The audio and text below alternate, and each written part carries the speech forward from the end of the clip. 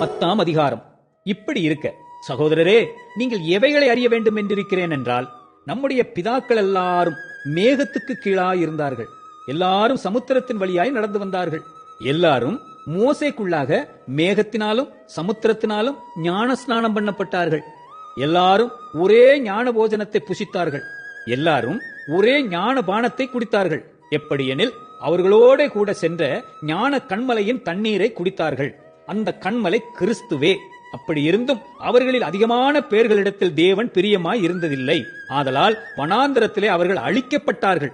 அவர்கள் இச்சித்தது போல நாமும் பொல்லாங்கானவைகளை இச்சியாதபடிக்கு இவைகள் நமக்கு திருஷ்டாந்தங்களாய் இருக்கிறது.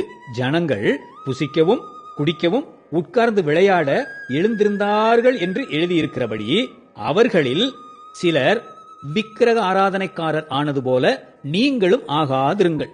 அவர்களில் சிலர் வேசித்தனம் பண்ணி ஒரே நாளில் 23,000 பேர் விழுந்து போனார்கள். அதுபோல நாமும் வேசித்தனம் பண்ணாதிருப்போமாக. அவர்களில் சிலர் கிறிஸ்துவை பரீட்சை பார்த்து பாம்புகளால் அழிக்கப்பட்டார்கள். அதுபோல நாமும் கிறிஸ்துவை பரீட்சை பாராதிருப்போமாக. அவர்களில் சிலர் முறுமுறுத்து சங்காரக்காரனாலே அழிக்கப்பட்டார்கள். அதுபோல நீங்களும் முறுமுறுக்காதிருங்கள். இவைகளெல்லாம் திருஷ்டாந்தங்களாக அவர்களுக்கு சம்பவித்தது. உலகத்தின் முடிவு காலத்தில் உள்ள நமக்கு எச்சரிப்புண்டாகும்படி எழுதப்பட்டும் இருக்கிறது. இப்படி இருக்க தன்னை நிற்கிறவன் என்று எண்ணுகிறவன் விழாதபடிக்கு எச்சரிக்கையாயிருக்க கடவன்.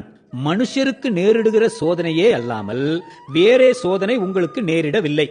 தேவன் உண்மையுள்ளவராயிருக்கிறார்.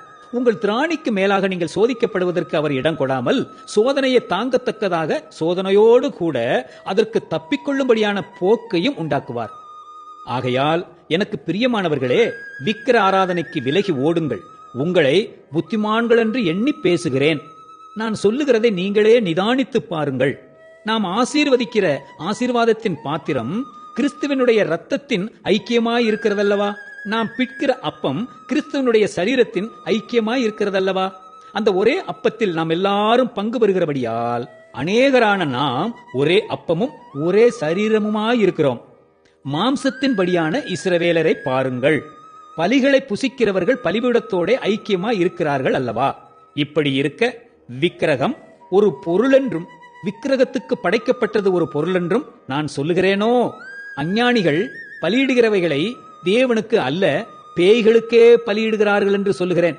நீங்கள் பேய்களோட ஐக்கியமாயிருக்க எனக்கு மனது இல்லை.